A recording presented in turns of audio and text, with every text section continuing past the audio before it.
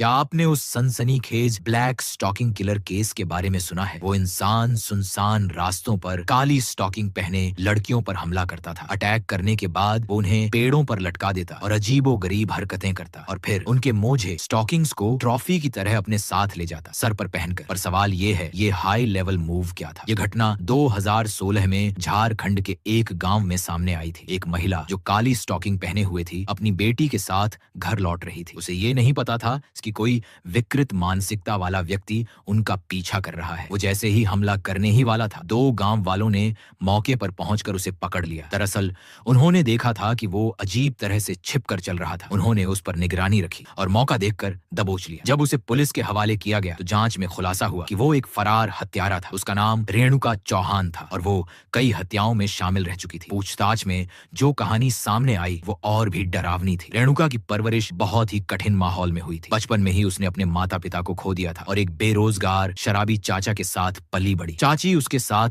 बुरी तरह पेश आती थी, आए दिन मारपीट और ताने। इन सब ने उसकी सोच को पूरी तरह बिगाड़ दिया। धीरे धीरे वो गुमसुम रहने लगी और समाज से कटती चली गई। जब वो बाहर काम पर गई तब उसे काले कपड़े पहनी औरतों से अजीब नफरत महसूस होने लगी। 2011 में उसने एक अडल्ट मूवी देखी जिसमें काली ड्रेस पहनी एक महिला थी जिसने उसके बचपन की यादें और घाव फिर से जगा दी। उसी रात वो खुद को काबू नहीं कर सकी। वो एक सुनसान नदी किनारे पहुंची। तभी एक महिला साइकिल पर वहां से गुजरी। उसने झाड़ियों से निकलकर उस महिला पर हमला किया, उसे खींचकर जंगल में ले गई, उसके मोजे उतारे और उन्हीं से उसका गला घोंटने लगी। कुछ ही मिनटों में महिला की सांसें थम गईं। वो डर और उत्तेजना दोनों में थी, लेकिन फिर भी उसने शव को पेड़ की डाली से लटका दिया। फिर उसके कपड़े फाड़े और उसे पीटती रही मानो अपने बचपन की नफरत निकाल रही हो। उसके लिए ये सब एक ट्विस्टेड सेटिस्फैक्शन बन चुका था। इसके बाद उसने 3 घंटे तक शव के साथ अकल्पनीय हरकतें की। फिर मृतका की ब्लैक स्टॉकिंग पहनकर वहां से निकल गई जैसे कोई ट्रॉफी लेकर जा रहा हो। ये पहला मर्डर था और फिर उसका पागलपन थमने का नाम नहीं ले रहा था। हर मर्डर के साथ वो और निडर होती जा रही थी। 2011 के एक मामले में किसी ने उसका चेहरा देख लिया। पुलिस ने उसके हुलिये के आधार पर स्केच बनवाया और देश भर में अलर्ट जारी हुआ। आखिरकार सालों बाद रेणुका चौहान